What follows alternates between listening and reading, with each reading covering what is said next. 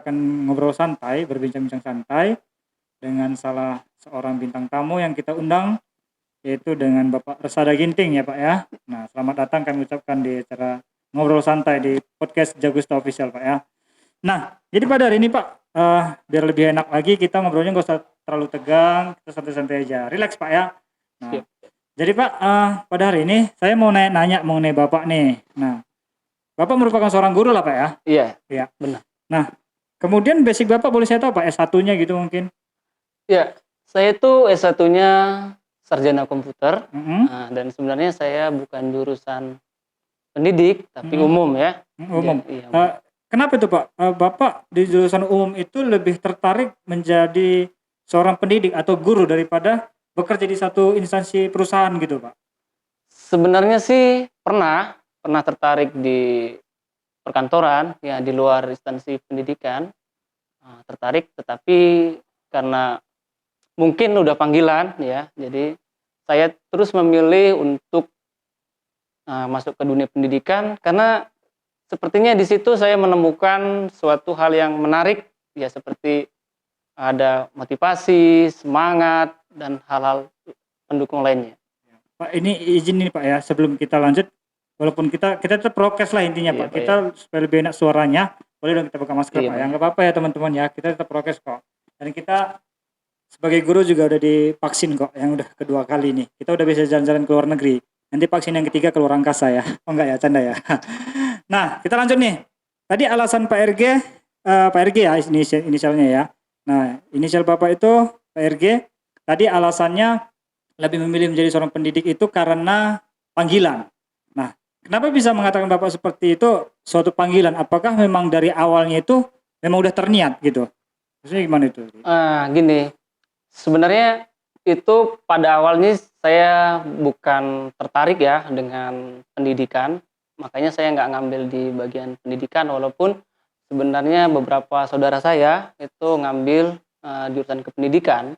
Tetapi ketika saya terjun ke dunia pendidikan, itu sebelumnya saya kan berkomunikasi, dan komunikasi itu terus berkembang, baik itu di rumah, di lingkungan, atau di mana saja.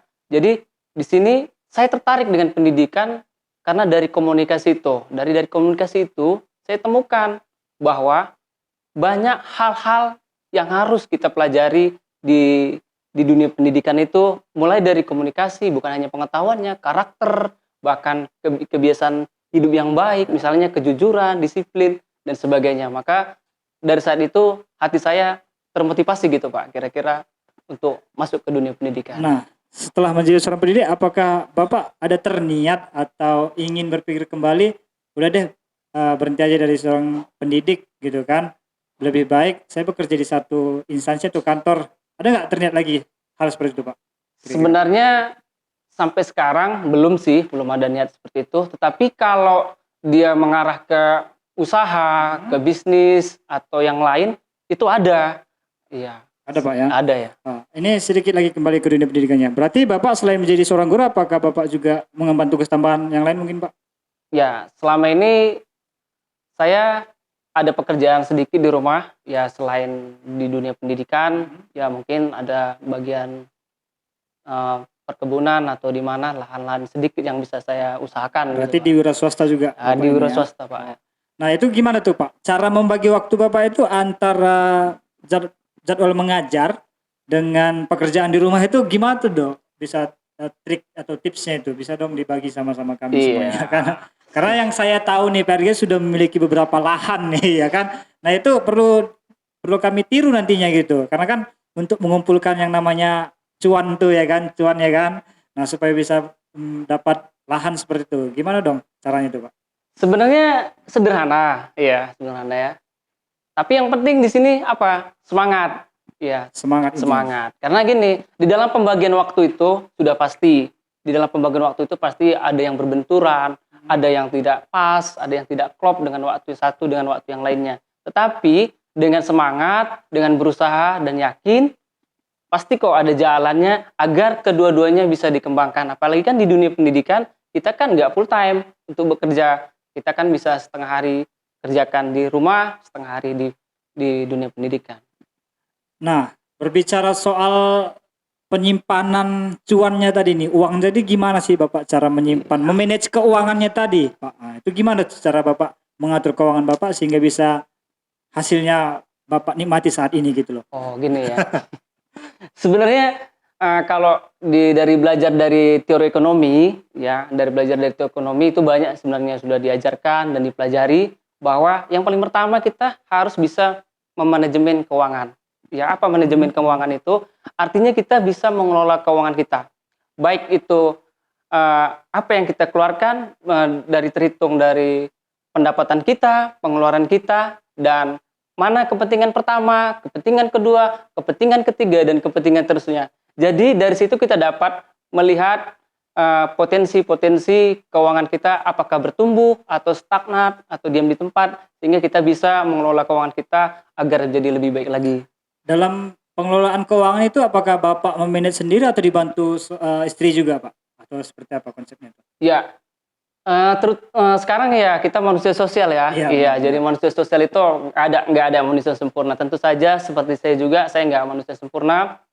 Jadi saya sebenarnya banyak belajar. Nah, banyak belajar itu dari istri juga banyak belajar. Iya, karena istri cukup mampulah mumpuni dalam mengelola keuangan. Artinya walaupun saya menghasilkan uang, tetapi keuangan itu bukan sebenarnya jujur ya. Iya. Jujur ya. Kita ulik-ulik di sedikit. Iya. Sebenarnya bukan saya pemegang kendali uang, iya, tetapi istri. Jadi organisir uangnya itu jelas dari untuk apa, kemana, dan jelas. Dan target misalnya untuk ditabung itu berapa, jelas dia. Berarti Pak. pembukuan itu diatur oleh istri lah Pak ya? Iya. Gitu, Paknya, ya? Oh gitu Pak ya. Nah berarti itu nggak bisa Bapak sendiri lah artinya untuk memanage keuangan Bapak sendiri ya? Iya, nggak. Oh, begitu Pak ya. Nah selain daripada kegiatan Bapak nih bekerja di sekolah dan sebagai wira swasta tadi nih sebagai pekebun atau peternak lah lebih tepatnya ya. Bapak yang saya tahu nih merupakan suatu aktivis nih dalam keagamaan.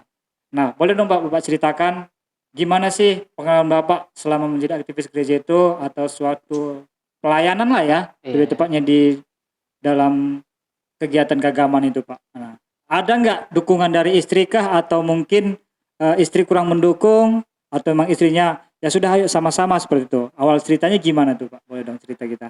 Sebenarnya kalau dari awal-awal, pertama-pertama ya, mungkin karena istri kurang paham atau kurang mengerti, ya. Jadi di sana mungkin sedikit ada agak miskomunikasi, tetapi sebenarnya ya ini bagi kita kaum Adam lah ya, ya kaum Adam apalagi khususnya untuk bapak-bapak ya kan. Sebenarnya kita juga bisa mengelola istri-istri kita menjadi lebih baik, iya. Karena sebenarnya hanya yang menjadi miskomunikasi itu terkadang itu karena kita kurang bisa memberi pemahaman. Jadi dari awal-awal sampai sekarang istri sudah mulai banyak berubah, udah menjadi support. Karena apa? Saya pernah berkata seperti ini, agak cerita sedikit ya. Iya nggak apa-apa. Ya, kamu nggak usah kerja banyak-banyak dan nggak usah banyak bekerja. Saya hanya katakan satu ini, kamu cukup doakan saya. Sih, Oh, kira-kira hanya dibantu gitu. doa Pak ya. Iya. Terus Pak, hanya seperti itulah dukungan dari istri. Bapak hanya meminta berarti cukup bantu dan doakan. Berarti intinya awalnya istri kurang mendukung juga lah intinya Pak. Iya. Awalnya. Karena ini masalahnya Pak, kan saya seperti yang saya bilang tadi, kan kebanyakan istri itu juga dia nggak tahu, tidak paham gitu. Dia tidak paham apa yang kita kerjakan. Jadi dia kurang tahu cara mendukungnya. Maka dari itulah kita harus meningkatkan pemahaman dia. Bagaimana dia bisa memahami kita memahami dia. Karena dimanapun kita kerjakan, apapun itu, misalnya pelayanan pun itu tujuannya sama, supaya hidup kita bahagia Pak. Yes. Kebahagiaan yang paling utama Pak Iya. ya. Cie, asik banget nih dengan PRG ini ya kan. Aduh, jadi pengen nih ya kan. Pengen apa nih ya. Nah, jadi bercerita mengenai pelayanan tadi Pak, berarti selama Bapak menjalani atau menghadapi ya, atau apa namanya, dalam menikmati prosesnya itu kira-kira Bapak pernah nggak apa namanya, merasakan rasa jenuh gitu. Ah udahlah istri pun nggak dukung, ngapain sih repot-repot gitu. Pernah nggak ngerasain kejenuhan itu Pak? Ya tentu Pak. Jadi setiap manusia itu sebenarnya punya rasa jenuh. Iya. Punya titik terendah ya. Iya benar. Titik nol ya kan. Bahkan minus ya. Nggak nol lagi. Di bawah nol lagi. Tetapi sebenarnya di saat titik nol tersebut. Nah satu. Kita nggak boleh hilang harapan Pak. Iya apa. Satu pasti semuanya pasti bisa berubah. Semua pasti bisa baik-baik saja. Cuman hanya kita perlu waktu meyakinkan dan menyatakan semua baik-baik aja. Nah, itulah alasan saya bisa bangkit dari titik jenuh itu, Pak. Karena dari situ kami bersatu tekad, bersatu perasaan, bersatu pandangan. Ayo kita bangkit bersama, kita pasti bisa, Pak. Tubuh bersama Pak ya. Iya, tumbuh bersama, Pak. Jadi ada motonya juga, Pak. Iya ada fotonya. Ini foto Iya. buat teman-teman ini boleh dong kita dengar Iya, nih. jadi kalau ketika kami itu di zona jenuh dulu, di titik nol terendah, kami punya gini satu moto dikatakan seperti ini. Kita tidak boleh melihat apa kata orang, tapi kita melihat apa yang kita katakan bersama. Jadi Iya. menjadi pribadi dan karakter diri sendiri Pak. Iya, iya, Pak. Makanya kami, Pak, di dalam keluarga itu sedikit, Pak ya, itu mempunyai satu prinsip pacaran sama seumur hidup, Pak. Widih, pacaran seumur hidup ya. Iya. So sweet banget. Nah, memang asik nih cerita. Sebenarnya mau cerita lebih banyak lagi. Nanti kita akan lanjut di cerita-cerita selanjutnya ya, di part-part selanjutnya dengan PRG nih. Nah, PRG, jadi bercerita mengenai karir Bapak nih ya kan, sebagai seorang guru tadi nih kembali ya kan. Nah, tadi Bapak selain seorang guru punya jabatan lain nggak nih Pak di sekolah nih kira-kira? Ya, ada, Pak, jabatan tambahan. Apa itu Pak? Ya, kira-kira? kepala jurusan yang udah mungkin saya ampuh dari tahun 2018 sampai sekarang, Pak. Berarti Bapak udah termasuk lama juga lah ya di salah satu Di sekolah ya. SMK Negeri 1 Serapit ini, Pak, udah sekitar hampir menuju 8 tahun, Pak. Berarti kalau kita hitung dari 2013 Pak ya? Iya, Wah, 2013. lama banget nih.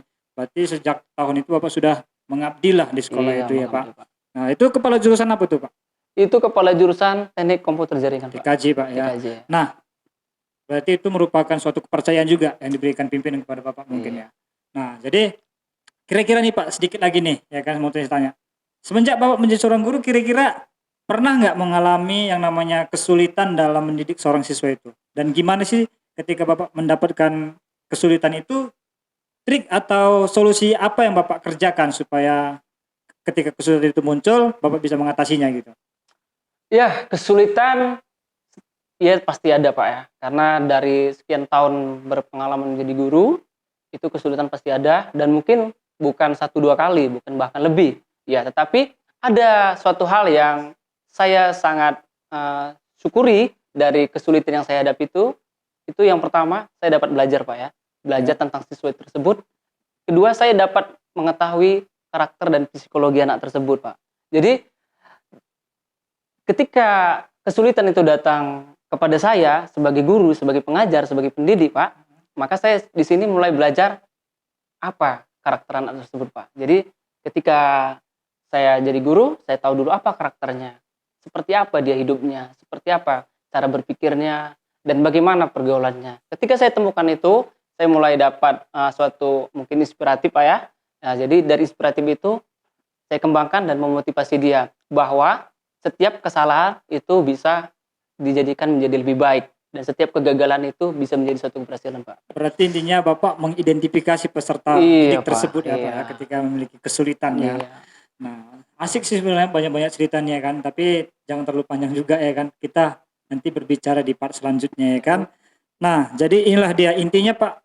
Mulai dari awal Bapak berkarir menjadi seorang guru sebagai wira swasta tadi ya, peternak atau perkebun, kemudian memiliki sosial seperti tadi di dalam bidang keagamaan. Intinya di dalam 3 hal ini kita harus tetap bersyukur Pak ya. Iya, tetap. Nah itu ya Pak. Menurut Bapak arti bersyukur seperti apa tuh yang sudah kita dapat hari ini gitu nih? Iya. Kalau pribadi arti bersyukur itu ucapan kata-kata yang sangat indah dan sangat membahagiakan, yang ucapan terima kasih yang diberikan Tuhan kepada saya. Nah, itu, Pak. Apakah yang namanya bersyukur itu termasuk yang dikategorikan secara materi juga Pak? Atau gimana tuh menurut Bapak? Eh, Apakah termasuk kita bisa bernapas, kesehatan itu kita harus bersyukur nggak kira-kira? Iya, itu terlebihnya, Pak. Jadi bukan hanya materi kita harus mengucap syukur. Kita bernapas, kita masih bisa berpikir, kita masih bisa berbuat ini itu, bahkan kita masih bisa berbuat baik. Ya kita harus bersyukur, Pak. Dalam segala hal apa? Dalam intinya, segala ya. hal. Nah itu dia ya. Berarti intinya apapun kondisi kita, apapun yang sudah ada saat ini, kita harus tetap bersyukur Syukur, ya, Pak ya. Nah, sebagai seorang guru nih, Bapak nih profesi utamanya nih tadi. Harapan Bapak ke depan apa nih untuk para guru-guru yang lainnya, terutama untuk diri Bapak sendirilah, harapan ke depannya apa nih? Gitu.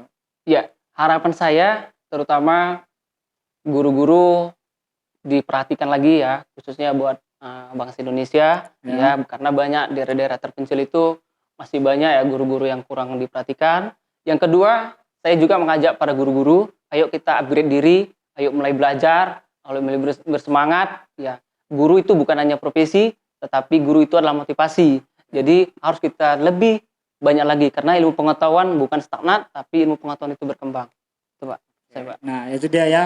Sedikit berbincang-bincangan, ngobrol santai dengan PRG, nggak terlalu tegang banget, kita ngobrolnya santai-santai banget ya. Nah, mungkin nanti di lain waktu kita bisa lanjut ngobrol-ngobrolnya dengan PRG. Jadi untuk kesempatan pada hari ini, kita cukup sekian dulu ngobrol-ngobrol santainya Pak ya. Jadi terima kasih nih Pak buat kehadiran dan waktunya sudah bisa ngobrol santai di podcast Jagusta Official nih Pak ya kan.